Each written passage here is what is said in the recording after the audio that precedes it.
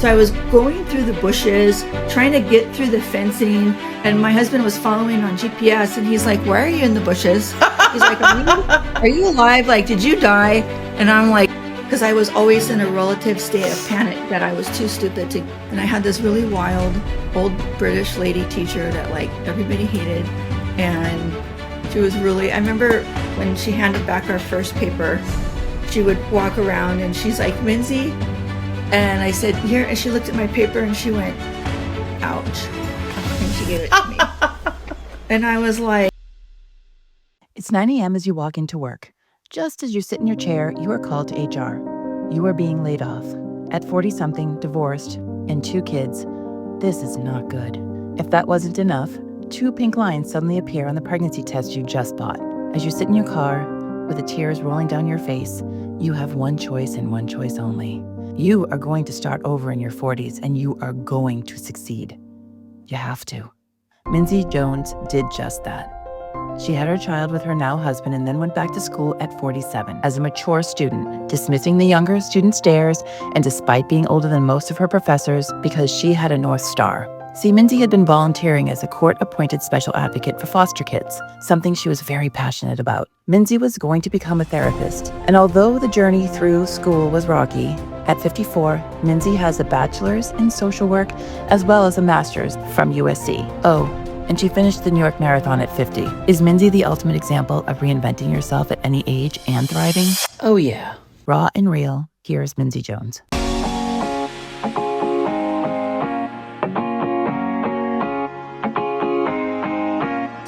Minzi, you had a child at 41, which is obviously later than most, but talk to us a little bit about your life before that. I have 2 older kids.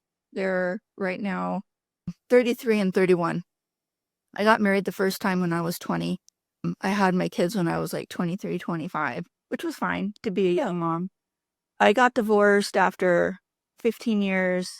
My oldest was 18 when my youngest was born, and my son in the middle was 15 when she was born. And I felt, when I found out I was pregnant, I was kind of like, Oh my goodness. 15, you feel like you're not sliding into home plate, but close, Yeah,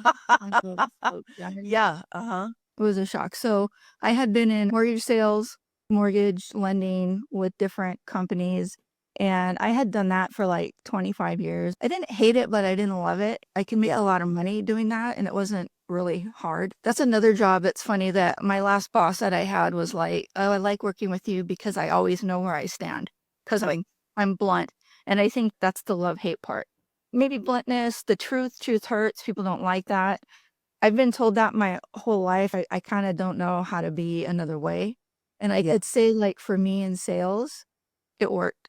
So for me at my last sales job, I had a tiny territory.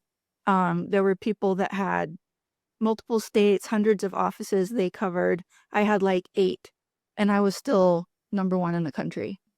I really liked that job. It was outside sales, and you just talk all day. That's what sales is. Like, that is the product, but it's more about they like you. Because if they don't like you, it doesn't matter what your product is, they're not going to talk to you. yeah. And I was calling on offices with like Smith Barney. So I'm selling a salesman. And these are like the stockbrokers, like the hardcore salesmen. I was working for City Mortgage, trying to encourage them to do mortgages with us because we were all technically under the same umbrella. And selling a salesman, you kind of can't. So you have to do something different. And being a woman is interesting enough. They'll talk to you, they'll flirt with you, whatever. And I don't really care. But I did well, and I made a lot of money there. But I don't like it. It's I don't like corporate jargon. I don't like ambiguity. I don't like nonsense. I had been laid off from every mortgage job I've ever had, like my whole life. Like just laid off because the mortgage industry, It's up and down. and usually a manager would take me with them or whatever. And I never had to interview for a job for like 15 years because they would just take me. But in 2007, actually, I got laid off. 2008, everything blew up, and I didn't want to do it anymore. I just hated it. And how old were you at 2008? That was 41 because that's Yeah. when I had Harper. 2000. So 2007, I got laid off from the best job I ever had. And I think I went into like a depression of like staying home all day, watching Little People, Big World. I did that for like 4 months. And I just was so upset Why were you upset? because for the first time, I was like number one at my job. And I thought, oh, that'll protect me. Dude, I was the first one to go. And my manager didn't tell me I was going. No one did. No one had the balls to tell me. They had HR call me. And everyone's calling each other. Oh, did you get your offer? Did you get your offer? And after a while, I figured, I'm not getting an offer. And they just had HR call me. And I was just like, you know what? Fuck you. And they gave my territory to some dude that had never, ever done this job. He was like the son-in-law of a big, big boss way up. And it was just nepotism. It's a man's world where I was. And I didn't really care because it worked for me. But It was just devastating to see, no one had balls to tell you themselves, which is something, as a business owner, I'm always the one who does the firing because I feel like if, my studio, and it's very rare that we have to let someone go, but I do it simply because I know this is going to sound weird, but I want to be a leader and I want to be the one that does it correctly and with grace because no one wants to let go. And coming from HR, and again, corporate's obviously different, but it just seems so cold, especially when you're friends with these people and you're a straight shooter. yeah, they had been asking me if I wanted to be promoted. And frankly, that was a pay cut and more work. And I don't think they liked how much I was making because I was making a lot, but it was their pay structure. I figured out how to maximize their pay structure.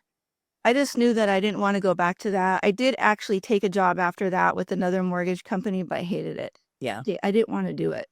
And so you're 41, and where most people are probably getting their promotions, you're starting over. Yeah. You're starting with a baby. I was at a retail bank, which I had never done before, which is interesting when you're sitting in a bank and people are coming in. I don't know if you ever worked like retail sales at the mall. I did when I was in high school. It's retail, anything is insane. No mortgages were being made in '08, but I got pregnant. I was having issues with my period. I got the bright idea that I would stop taking my pill and it would make it better. And I'm 40, whatever. I'm far too old to get pregnant, but that's stupid because after I got pregnant, my two neighbors told me that both of their moms had them when they were 50. The mom was 50. Yeah. So then I got pregnant and I didn't know because I didn't have the morning sickness. I was getting fatter this way, but like in a bank, all I do is eat. All I do is eat. Everybody brings us food. Starbucks is right in the same parking lot. But I felt kind of weird. And my friend's like, man, maybe you should take a pregnancy test. And I thought, yeah, I should because that's irresponsible. I don't want to not know. So there was a grocery store in the parking lot of my bank. And when I went, the little stick, that thing turned so fast. And I just sat there and cried because I thought I was living with my husband now. It wasn't my husband then. We waited until my son turned 18 to get married, but I didn't know what to tell him. He kind of accepted that maybe because I was older, we wouldn't have kids, so my kids were his kids, whatever. And I remember I went home and my plan was to cry. Tell him. He's like, "What is wrong?" I don't know. I can't tell you. It's so awful. So I told him I got a speeding ticket because I did. And by the way, What a day. What a day. And he was excited. Oh, I know. Not what you expected. He doesn't have kids. When I went to the doctor, I was already 12 weeks. And so, which was cool because I get bad morning sickness. It's like all day long, feels like your car sick. And I thought, oh, hey, I made it through the first trimester.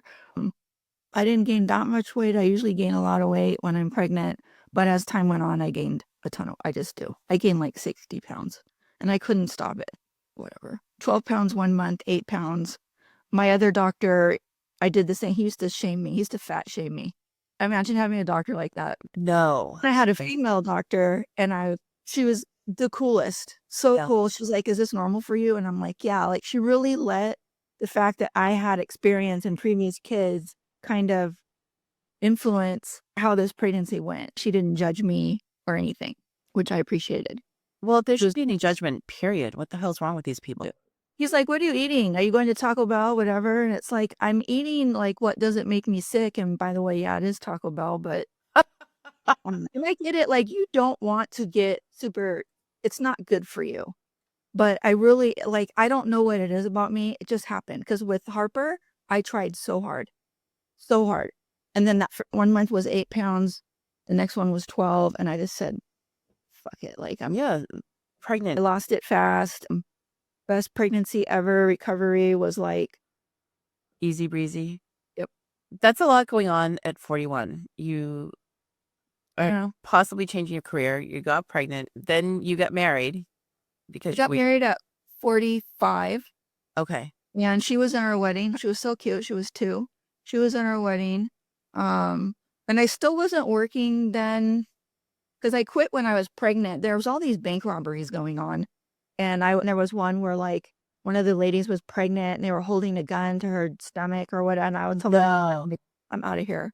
When Harper was born, the was collapsing. My was so stressed out because he was having to sell out like margin calls and different things. And we're just like, we're literally trying to put Harper in the car and his phone is just blowing up from the margin desk. It was stressful. Yeah, that's a lot. Oh my goodness. And then I he knew wanted you, me to I go knew back you to, then.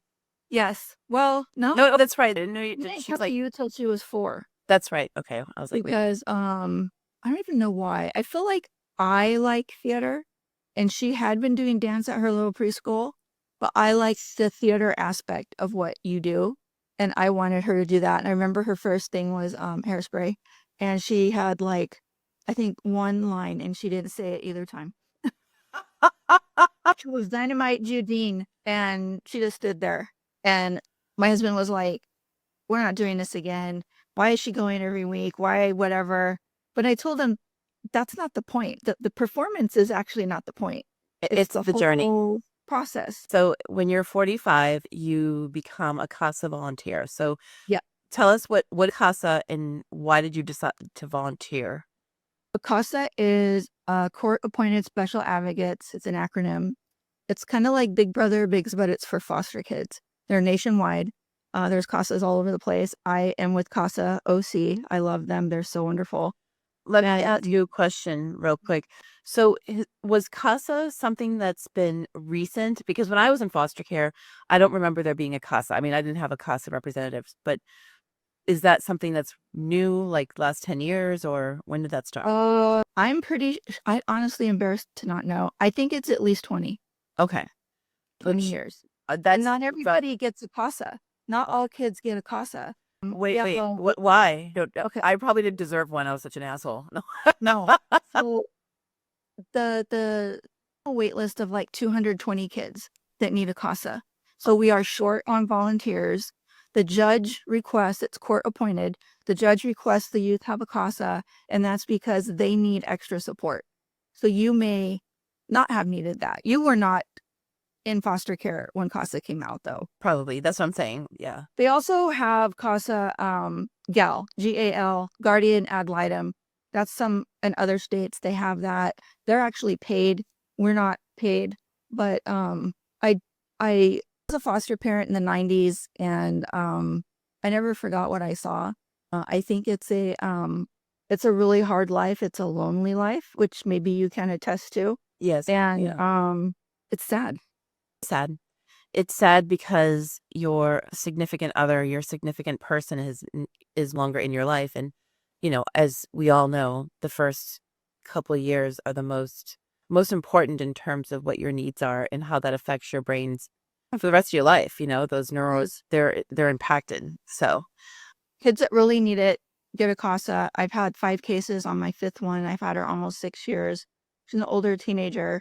But I did it because my husband kept bugging me to get a job and I didn't want to work. I wanted to try the stay-at-home mom thing because I'd always like fantasized about that. Volunteering isn't really like the same, but so my first kid that I had went to a military boarding school called Sunburst Youth Academy that's free on the Los Alamitos military base. And you go there if you're kind of in trouble, kind of falling behind in credits. I think you have to be a certain age, like maybe 16, closer-ish to graduating. So my kid went there, they straightened him out. He lost 100 pounds in the year that I had him, which I thought was amazing. It was not thanks to me. He did it on his own, but I guess the food there maybe wasn't that great. I mean, kids like to eat junk that was probably normal food, but he joined the run club there. And he started running, and I thought, well, I'll start running. Then when he gets out, we can maybe do that together. He turned in right when AB 12 went into effect, and AB 12 was an extension of foster care until age 21. And so he had met some kid at the military academy whose mom was willing to like take him in so he could stay in care and get benefits, have a CASA. I can be your CASA as long as your case is open. If your case is not open, we can be friends on our own. And I found a nonprofit called Up and Running Again, which is an excellent nonprofit that is faith-based. They are nationwide. They're small, but they are nationwide.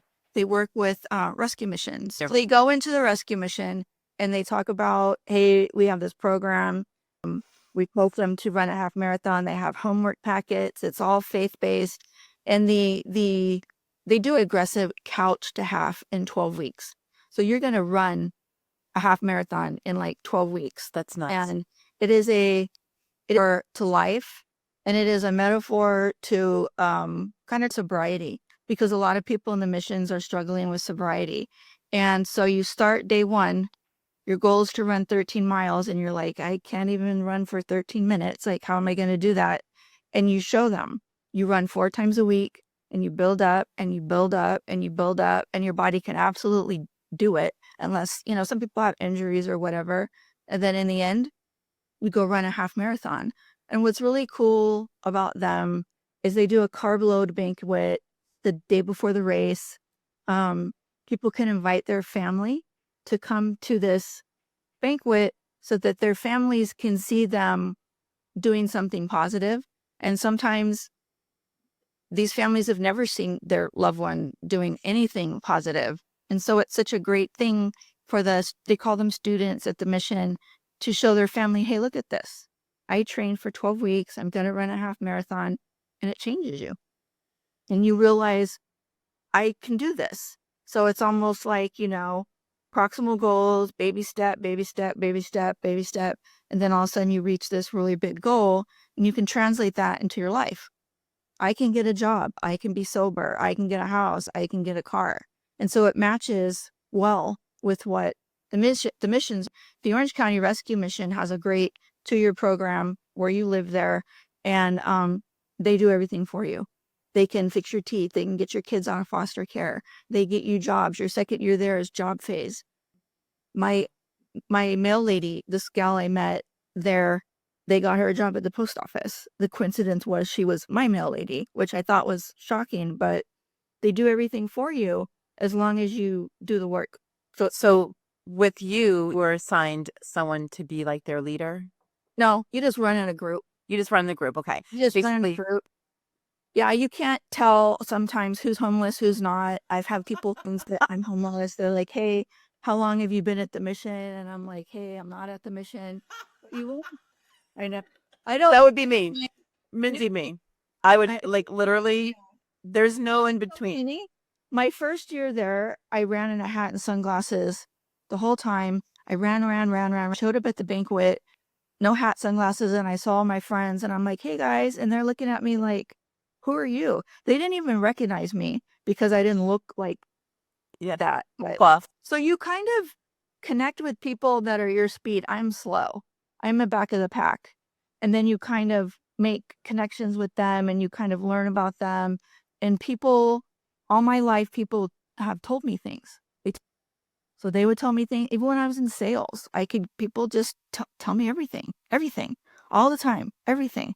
And so Up and Running would be like, wow, you're really good with connecting with them. I really appreciate that you get this info, whatever. And I thought, if I like to do this with my free time, and apparently I'm good at talking to people, maybe I should do it for a living. Maybe I should be a social worker. So I thought, that's like a lot of school. I didn't have my bachelor's. I knew it meant master's. And I just thought, no, I want this. I was 47 when I started at Saddleback Community College. And I just thought, time will pass anyway. I might as well do this and see. That's exactly right. It's where would I be in 5 years anyway? Either you're making excuses for not doing it or you have done it. You're in school at Saddleback. Is it on campus and Both. I okay, did it's both. both. We tried to do most online, but some you have to do on campus, some labs, some I did math online. I mean on campus because I needed help, but I started out with an English class in person because I felt like I didn't know how to speak or write, which I would need for all my other classes. I like speak text, like, you abbreviate and you have horrible grammar. And I Yes. thought I don't want to start out like that. And I had this really wild old British lady teacher that like everybody hated. And she was really, I remember when she handed back our first paper, she would walk around and she's like, Minzi. And I said, here. And she looked at my paper and she went, ouch, when she gave it to me. And I was like, really? And it was like a C, but it was exactly like it was my ADHD brain just writing a paper in like no order, which is why I knew I needed to be there. And then the guy next to me, tattoos, plugs, piercings, everything under the sun, Raul. Oh, Raul. She gives us a hand, got plus, plus, plus. So after a full of that, I said, I need to see your paper. I need to know what an A paper looks like because I don't even know. I don't. And so I think I wound up getting to be in that class, which I wasn't happy with, but like she turned me on to Shakespeare. I wasn't really reading Shakespeare. She would read Sylvia Plath and Clutch Your Pearls, and she was really interesting. And so I think as a young person, I would have hated her because she was everything. But I liked her in the end. I don't know if I told you this, but I went back to Saddleback as well for a little while, right when I was opening my studio, because I was thinking I wanted to go for child psychology to be a better teacher. And as you know, the studio blew up. I just didn't have time. But I will tell you, I had the opposite. I had the same thing happen, which we were talking about earlier, about how the mature student. But as far as my teachers, I remember thinking to myself, this time around, I'm going to do it right. And I'm going to kiss ass like there's nobody's business. And did you do that too? Yeah. So I would go after every class. And so I remember I had the opposite thing happen to me. And it would be like, I think it was humanities, the Greek god. And I don't know what it was, but I didn't just draw that baby. I fucking went home. I need a working set piece. And she's like, oh, Tracey. Like she's loved me. Everyone hated me. Everyone. I did not give a shit because, we're older. Back to what I was saying is like, I also dealt with that. Tell me a little bit about how the fears of being a mature student and how you dealt with that. I went thinking, I'm fine. I'm cool. I didn't really think about who would be in my classes with me or whatever. And so most everybody is younger than me. I'm older than most of the teachers.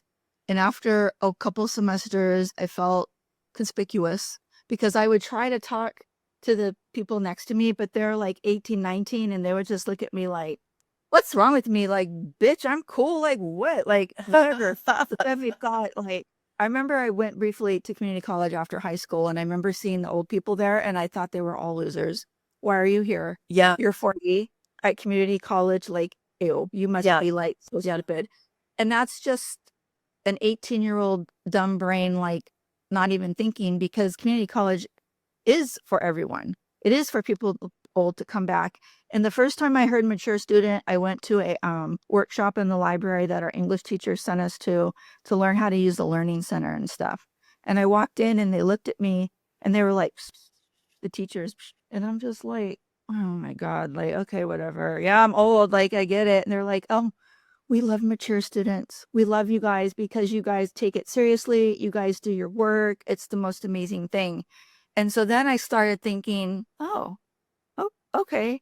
So then I started learning, not only I needed to learn how my brain learned because at that time, undiagnosed ADHD. And it took me a minute to learn how I learn because I was always in a relative state of panic that I was too stupid to be in Saddleback. Like I was never gonna finish it. You know what I Can we, mean? yeah, can with that because there's probably people who feel like that. You Yes. felt that's a strong statement. You felt too stupid. What made you think that? Because I was not a good student in high school. I always felt like I was smart, but it didn't ever translate into like school, ever. I was so lost when I tried community college after high school. Like it was awful, like a horrible experience. I was either on academic probation or I would barely get a C. Like there was nothing in between. I don't even know if I ever saw a counselor because in my high school yearbook, I wrote that I wanted to be a successful child psychologist. That was what I wanted. But then I figured out psychology, college, I don't know, because I needed to work at the same time and I couldn't. So when I'm at Saddleback, I'm only taking maybe 2 classes at a time, sometimes 3, because, You I had a made it baby. to make sure that I had the highest GPA I could get. I did go see a counselor there. I loved her. She set up my plan. I was gonna transfer with, an AA in sociology, go to Cal State Fullerton, get a bachelor's in sociology, then get the master's in social work. And so I was taking tiny classes. It took me 6 years to get my bachelor's, and people were like, "Are you still in school? Are you still in school? Are you still in school?" But And it felt like let's gloss over that because first of all, you're in your 40s, but you also have a baby that you're taking care of as well. So that's I think that's actually amazing that you did it in 6 years, you know? people were run the gamut of like no one said anything mean to me ever. Right. They were always like, oh good. It was all more like about, oh, because I'm old and I'm going to school and whatever. And after a while I really kind of got over that part once I learned how my brain worked and all of that. But I wanted to get my master's. I started changing, like, I don't want my master's at Cal State Fullerton. I want to go to USC. I want like the shebang bang. I'm old with no background in social work.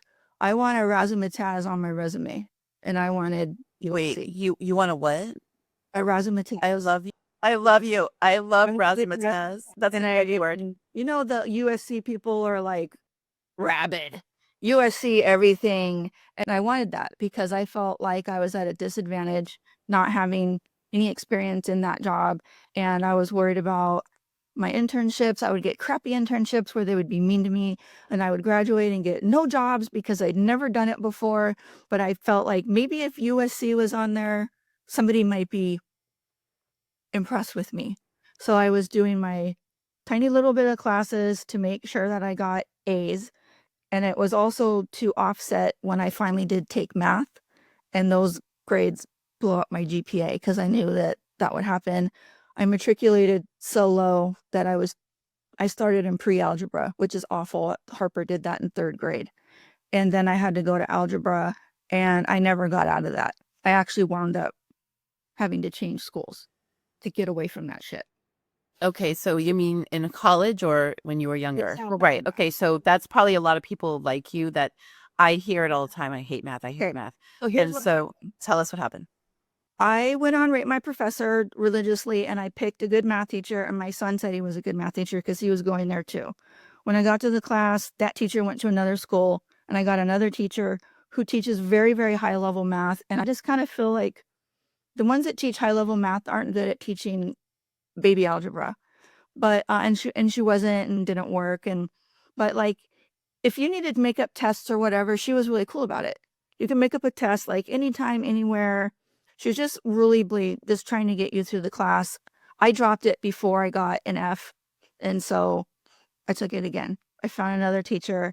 I liked her style. I really tried to keep up with it. She only had 3 tests, and one test was gonna conflict with one of Harper's trips in school to New York, which I guess is too much to ask. But after seeing this other teacher let people make up tests whenever they wanted, I felt like, okay, this is how they do it. No, she flipped out on me. She would not let me take it before, after. My class is easy. I only have 3 tests. You need to do it. And so then I knew I'm not going to pass this. So this is my second time. I think you could only take it like 3 times. I didn't even know. And I remember her telling us, oh, we're working on Math Fear, and they're thinking about putting out a survey to help you guys, to help get more information about Math Fear, to like change the math program or whatever. And then she said it was like a 90-minute survey about math fear. And it's like, girl, don't give me no 90-minute survey about math. Surveys need to be 5 minutes, maybe 10 tops, 90 minutes about math fear. I'm like, no. So instead of blowing up my class, I thought, I'll go talk to the dean of science and math because I want to know the disparity between these teachers because this is bullshit, right? And I go, and he's completely worthless. And he's like, oh, let's look at your syllabus. And I'm like, fuck the syllabus, bro. Like, who gives a shit what the syllabus says? In your department, you got someone over here that lets you take you don't even have to be isolated to retake your math test. She just let you sit in class. Everybody could give you the answers because they already took the test. She didn't even care. Then I got this lady who acts like, oh, hell no. Like, you're not going to do that. Like, this is it. And they said, why? Why is it like that? I need to get out of here. I'm 50, whatever freaking years old. I'm not going to fucking stay in Saddleback, dude. I got to move on. Right. And he's just like, well, what kind of student are you? And I thought, I don't know. Dean of Science and Math? Why don't you go look at your dean's list? I'm on it every quarter. I'm not a bad student. Okay. I'm not. I want to get out of here. And so I just lit him up. And I wasn't happy, and it went nowhere. He had answers for the deviation, and I sat in my car and cried. And I can't even tell you how many times I sat in my car and cried at Saddleback. I would sit there like before tests. My biological anthropology teacher was in lab, and he basically told us that if that wasn't our major, we needed to take it pass fail, because even if we did everything he said, we would barely get a C, which didn't registered to me, like, how's that possible? But I took it pass fail, and I wound up getting an A, which made me mad. I loved that class. It was but I sat in my car endless times listening to Eminem Lose Yourself, trying to hype myself every fucking day I walked on that campus, because I was just like, oh my God, like, You were crying.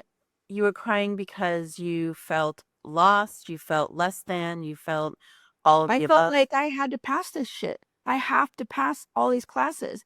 And then after that dean of math, science and math guy, I'm sitting there crying. And I remember my counselor had said something not very nice to me, that math is the dream killer. And when I started school, I had a lot of my friends asking me, what are you doing about math? I went to school. I couldn't do the math. I couldn't do the math. And I had been hearing about a liberal arts math that was out there that Saddleback didn't have, but like maybe Fullerton Junior College did and other places did. And it was supposed to be like, you do some math, but then you can also write papers about it, and it boosts your grade so that you can get through it. Like, because liberal arts people, whatever. And I sat in my car after the dean of science and math, and I remembered my Pilates teacher was telling me about some school that had that math. And it was called Brandman. Right now it's called UMass. And I called them right then, and I said, I got to get out of Saddle. I got to transfer. Tell me about your math class. And it was just what she said. You do some math and then you write papers. And so I transferred to Brandman, which was the best thing that I ever did, because it changed my undergrad to bachelor's of social work instead of bachelor's of sociology. And in turn, that changed my program for the master's of social work to be 1 year instead of 2. Having your bachelor's in social work puts you in advanced standing. It's crazy how what you perceive as being something's a setback ends up being a massive step forward and such a blessing. And it's like feeling the fear and doing it anyway. Good for you.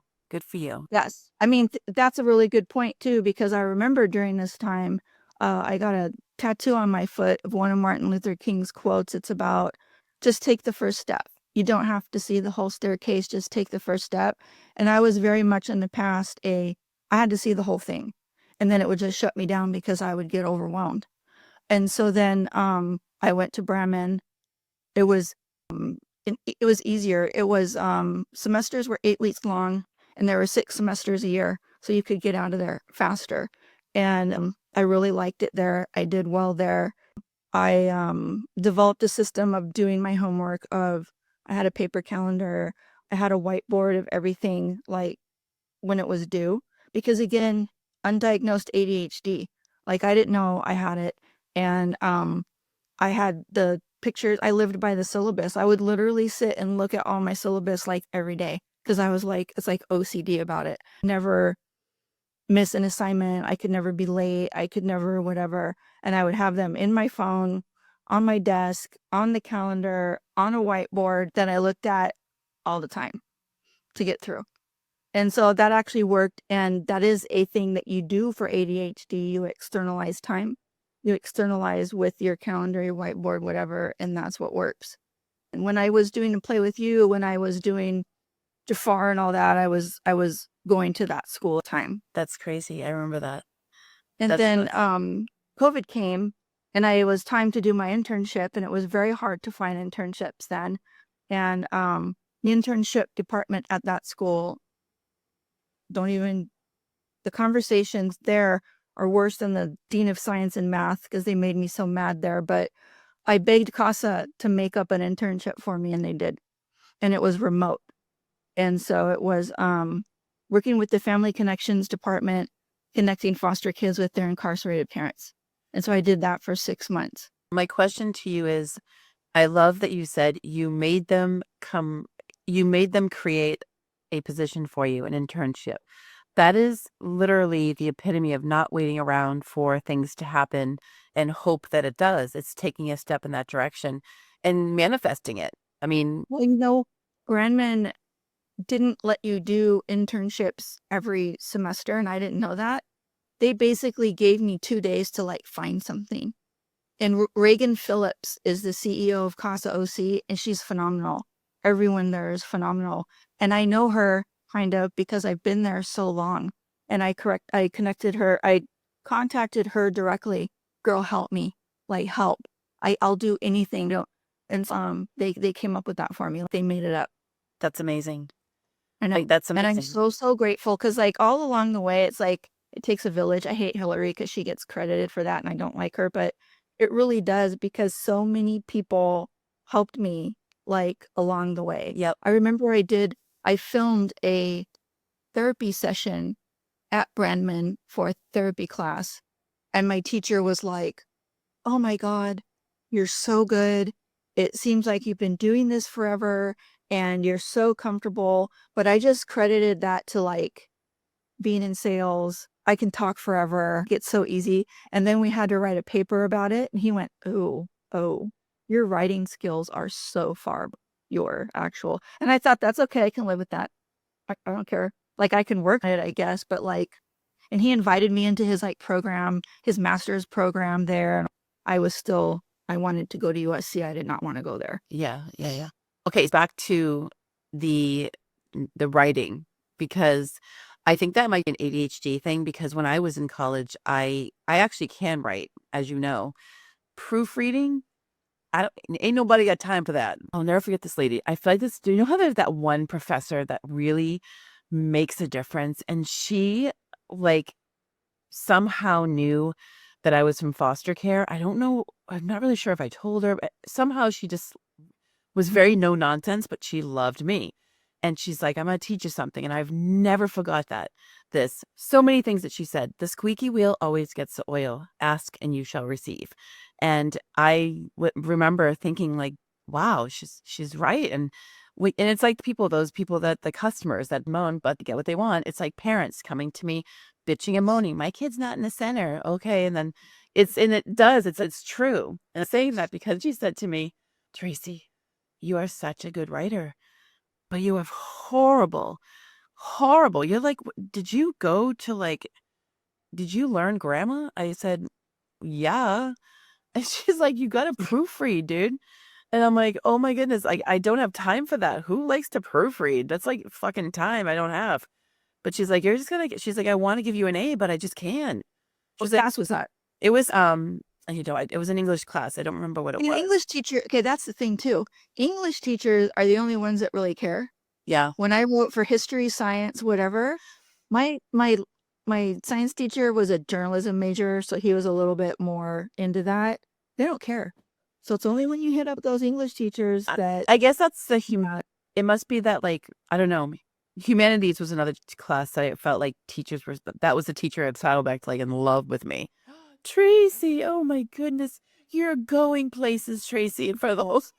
But isn't that nice though? Yeah, And it goes back to when you said you got to glaze the teachers a little bit. yeah, Not be like the kiss ass, but you glaze them a little bit. yep. I love the glaze them. That goes so far. It That really goes does. so far. Because I was talking to my sister, she teaches high school English, and she said that students won't even talk to the teachers. And I noticed that in college too. They don't. They don't talk to them. They're in the back. They're not talking. They're not engaging. I am, because I'm like, oh, I want Front row. right. And they love that. Like participation. That's like a teacher's like dream. Like, yes, please participate. And when Harper went to high school, I told her, you need to glaze your teachers. And if you don't like being called on, you need to raise your hand preemptively and say something that you know for sure, rather than wait for them to call on you and ask you something you don't know and you feel stupid. So you do it preemptively. Oh, I know this. And then you're like, oh, okay, yeah, I've already participated. I'm going to go call on these people. And that's how you do it. And I did not think she would listen to me because she's super stubborn. Dude, she plays it. Good for her. She knows how to do it. And you do it in college. Yeah. I don't know if I told you this, but I think you knew this. I had started the foster care thing, but recently Brian, my man, has come to me and said that because let me say this again. Again, I'm all fogged up with my medicine. Sorry. I've always wanted to adopt, but it just seems like every time something would come around, it was like COVID, and then that kind of shut that down. Then No. another time I went through the process. I went through all the 12 weeks of training, and then I ended up moving because in the home study. Anyway, then Brian, and he's like, I really don't want any more kids, and I'm like, I can understand that because we're older. And the other day he said, you know what, Trace, what if we adopted someone that older? So now, and I was like, I was always going to do that. But he's like, no, I mean like teenager. So Mhm. we're going to do it. We're going to start the process. That's amazing. Are you going to do foster to adopt? Yes. Because Yes. that's the best. I'm doing to adopt and probably no younger than like 9 or 10, but Yes. Yes. yes. I'm so excited. Yeah. Well, I'm calling you a lot because I'll be like, what's next? It's actually a lot less complicated than I think it is. And in truth, and being a parent too, like attunement, just attune to them. That's what they want. They probably didn't get it. I didn't feel attuned to. You probably never felt attuned to. It's huge. And so you can totally do it. And that kid is going to run your studio. Yeah. Well, what's Like, funny, wait. I want to get siblings. Like I want to get, Oh, you want two? the reason why is that, first of all, most people don't But they want won't be siblings. bored. I totally know why you're doing it. Two is easier than one, I feel like. I do too. I do You too. she was ish. Yeah. Same. My sister was born when I was 13, and I wanted to adopt after I had Harper. My husband was not into it. I was going to do like a maybe 3-4 year old so she would not be like an only child, because Yeah. I Yeah. didn't want that, but that didn't happen. Well, like I think part of it also is that I think that when you have a sibling, you've experienced love a little bit more than somebody who has been a single kid, given up. And and then they have each other. So I think it might be a little bit easier for me simply because my heart breaks because I know what it's like. And that's the one thing I think I have. It's like they can't be like, you didn't go through this, huh? Motherfucker. Yes, I have. Yes, I have. A very, very informed parent. Yeah. And that's such a huge bonus. I think it's good for them. No one wants to tell. I remember thinking when I was younger, they don't understand. They think they do, but they don't. And I don't want to. It's like, shut up. Just shut. I mean, again, as a kid, you're like, just shut up. You don't understand. Whereas I'm like, I understand. I've been there. Yes. And there's nothing better than feeling that. I fostered for like 3 years. I've been a CASA for 14. I'm pretty close to knowing. Yeah. But I know I don't know. Yeah. I'm Well, always, it's like, but you don't feel. no, it's not a lived experience. It's not the same when you live that experience. It is not the same. And I It's hate not. saying this, but it feels good when you know that you're not alone in that feeling. And So I feel like I have an offer. But that being said, so I You want, totally do. And I love your man. Like, I like him. And you guys do all that motorcycle stuff. And I think that that's all the kids love what you love. They're going to love all of it. I did get into USC, and USC was all online. There was no a little bit in person. It was all online. Some of it pre-recorded, some of it was like this, like a live class. how old were you when you got into USC? Like 53, 54. That's amazing. And so I was still amongst the oldest getting a master's. More older teachers, but still a fair amount of teachers that I was older than. But at that point, I didn't care anymore. You know what I mean? I didn't care.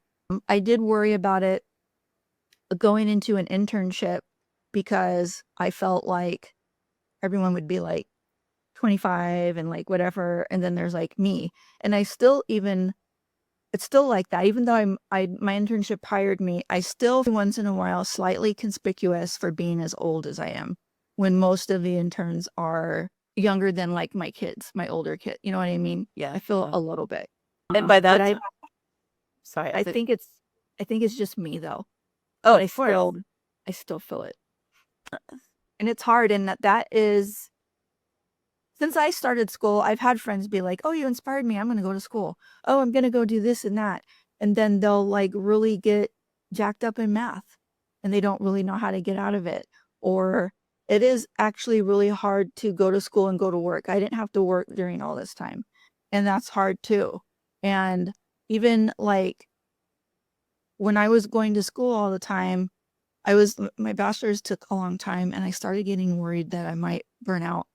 And but I didn't. But I have like a reel that I played in my head of like me in the therapy office and me seeing clients for therapy and like all these great things that I could do. And that really kept me going because I was in school for like 7+ years trying to get these 2 degrees, which is a long time.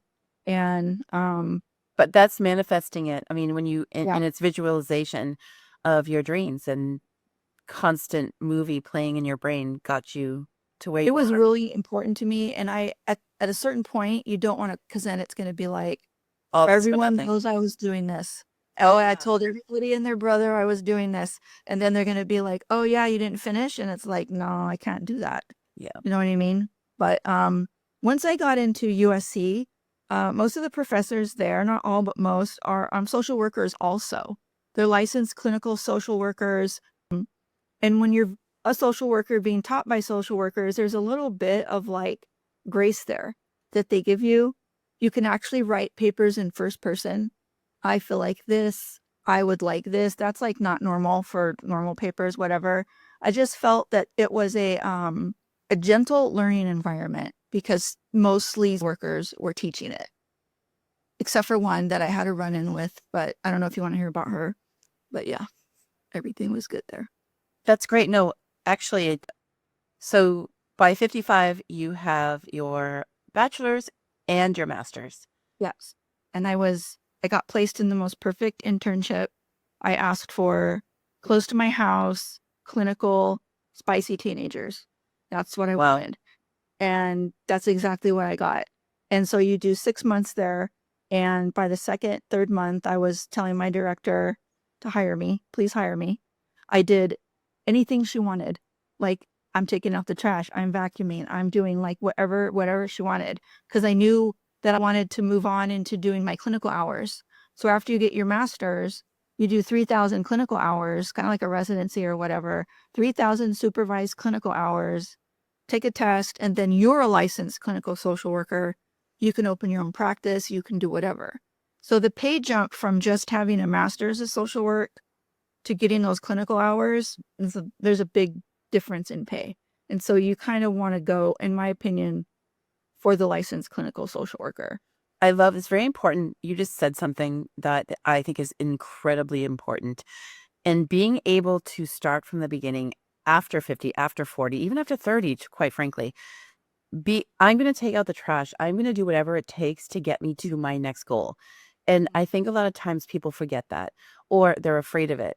And it is okay because there is a goal there, and that is what your passion is. That's what you want. But being able to do that, that's some balls, Minzy. I mean, honestly, like at 50 plus years old, I'm going to take out the fucking trash. I will do what it takes to get me where I need to be. Yes. And that confidence is probably why no one was like, oh, look at Minzy go. She's taking out the damn trash. She's picking I was shit on the floor. worried going into that. We did an internship class, and you can hear what everyone else's internship is compared to yours. They were nightmares. Racism, sexism, being put into situations that are beyond your skill level. I always felt like they would be mean to me. It's a female centric world for the part, and I don't really always like working with females because I don't like the moodiness, the bitchiness, the cattiness. I don't like that. I don't, and I just always expected the worst. Even though I asked for a clinical spicy whatever, I thought they're going to make me do the worst things. They're not going to train me. It's going to be confusing. I'm going to want to die. It's going to be horrible. But, and then I'm hearing other people's internships. Nothing like that. Nothing like that. This place, I work at California Youth Services. My director is Margie Diaz. My clinical supervisor is Jeremy O'Connor. And you couldn't even like dream in your head a better place to be. More supportive, better. And I told you that she was me of you because this is a nonprofit.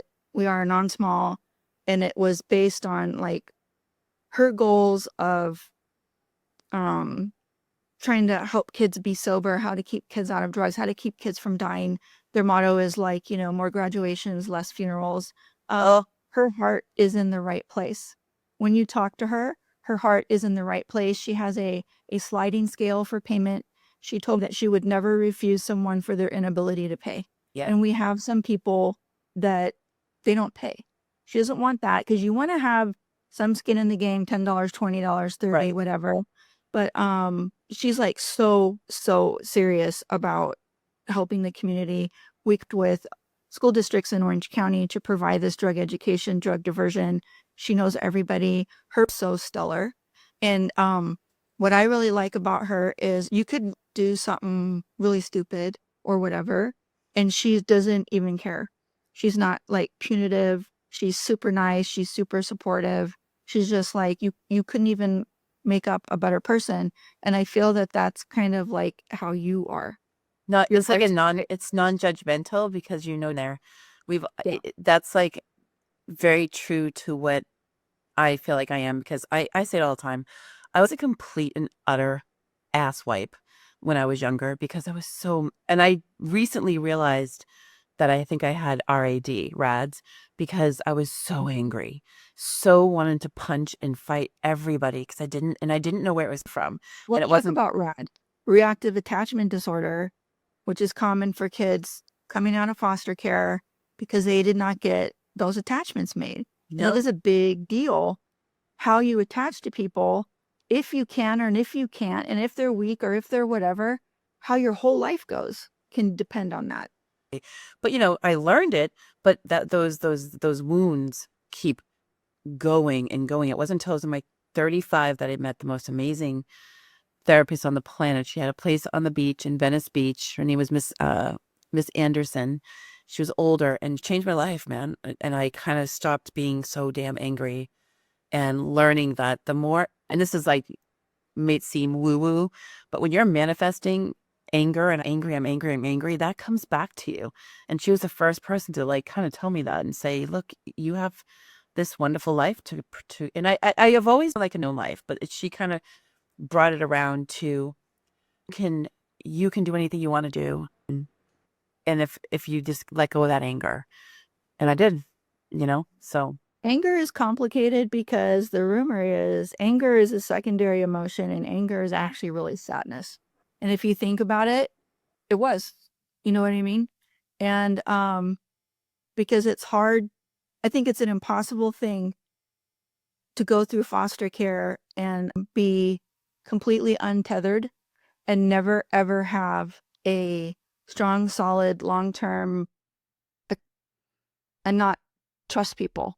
And being untethered is not cool. We're not designed for that. If you think about old us, old humans, working, like the hunter-gatherers, living in clans, living in big groups. And that's why as we move away from that and we isolate ourselves more, we become sicker and sicker because we're doing that to ourselves. And we were probably, I don't know, we don't know what anxiety then, but anxiety is a warning system. That's how we're designed to be, and that's still where we are in our head, and we haven't evolved away from that. And if we're not doing that, it's hard for us. Yeah. You also did a marathon. I did the New York City Marathon when I was 50 because I was still running with that nonprofit. Wait, so how long did it take you? 2 Over days? 7 hours. Oh, that's not bad. But, I was like, well, funny, 2 days. no, That's so not bad. it's a horrible time. A good time is 4 hours, 5 hours. Found a guy on a hand bike at the bottom of the Queensboro Bridge. Couldn't get up it. And the rain, he was kind of contorted on his bike, and the rain was in his face, and his hands were frozen. Because I socialize when I'm on my marathons. I'm chitty chat girl. I'm ridiculous. It's like a sightseeing tour or whatever. And he couldn't go. And I'm like thinking like, haven't you done this before? Like, don't you know like how this is? So I said, oh, I'll just push him over the Queensboro Bridge. No problem. And I think if you ask most people who've ever done that marathon, that's the worst bridge. It's like death. It's Yeah. uplifting. Yeah. Did I killed myself trying to push him over? I didn't care. Like ultimately, I knew that they don't close the course. You get this dope poncho when you're done. I'm still gonna get my poncho. The actual chute to get out is like a mile long, and my hotel, I had passed it. So I was going through the bushes, trying to get through the fencing, and my husband was following on GPS, and he's like, "Why are you in the bushes?" He's like, are you alive? Like, did you die? And I'm like, "No, I'm not going. The chute is so long. I'm cutting it." And so I finally got out. Okay, question. You don't know where you're going in the middle of the race. How did you know where to go? Well, there were, I don't even know. There were some other people. I So, wasn't like the only one, but there right. wasn't a ton of people. I don't know. I guess it must have been marked because you really literally wouldn't know, especially in Central Park where it's dark. I think there was other people Yeah, that okay. would Because that would live freak on me out the too. field. I would just be like, let me get in a cab and go to the finish line. No, because you have to finish. You have to get the I know. poncho. Okay. The poncho's the whole thing. Like, so I'm gonna put it on Okay. the podcast. They did a movie this same year. It's called Brittany Runs a Marathon, and it talks about a girl that like ran it. And they filmed it. It was 2017. I went to the theater and I wore my poncho and I watched that movie and I was filming it on my phone and I was just crying because it's such a fantastic experience. And then there's times when I was really struggling in school and I would really have a hard time. I would go put my poncho on and sit at my desk and do my work. And I would remember like, I did the New York City Marathon. I could fucking do algebra. I did the New York City Marathon. I can do this class. I could get into, and I would wear my poncho. And I ran for Team for Kids, and everybody gets a little person to you that meets you at the finish line. And I felt sorry for my person because they'd already taken down the tent. All the food was gone. Everything was gone. And he saw me and he's like, because you have a little GPS on your bib and they can follow you. And he's like, "Are you okay?" And I'm like, "Yeah, bro. Like, this is my third marathon. Like, I'm slow. I feel sorry for you being attached to me. Just give me my poncho." And he had it. And I'm like, Just, I just give me my- got to go crawl through the bushes now and get out of here. what would you say is the biggest lesson that you've learned about starting again and embracing change midlife? Probably, I don't know, one of the best experiences of my life. And I feel like I learned a lot from it. And I really think that time's going to pass anyway. You might as well do it. Time's going to pass anyway. If you have a bunch of haters in your family or whatever, don't tell them what you're doing. Just do it. Rely on your professors. Take office hours. They love mature students. It is, in the end, so much easier than I ever thought it was because I really did think I would be dumb to do this. There's a lot of support in school right now, a lot. And especially if you're a mature student, most younger people, they don't even ask for help. They just die. They just like fail or whatever. But time's going to pass anyway, and it's never too late. Honestly, I mean, even starting this podcast, Minzi, I'm 54 years old, and I'm like, there's a wonderful quote first of all, the one that you said about Martin Luther King, just take those steps. But also, it's Think Media. There's this guy that I've been following for years, and he's like, it's one of his mantras. Just hit record, just start, and it doesn't have to be great. It's gonna be messy, and that's okay, because no one becomes a prima ballerina overnight. They have to go through that awkward stage of not knowing how to turn and what have you. I love that, Minzi. I think you'll be an inspiration for so many that watch this. You're an inspiration for me. Like I reached out to you simply because I'm starting again, and I remember like hearing about it while we were doing that play together. You going back to school and being older, a mature student. So I thank you. You're amazing, and I'm so that you are sharing your journey as a mature student with us, and somebody I who do not want anyone to ever think they're too old, because you're not. You're too old when you're dead. There you go. Otherwise, there's plenty of people out there doing this. People are doing this older and older all the time. They want to do a 180. They want to do what their second act. That's my second act. It's your second act.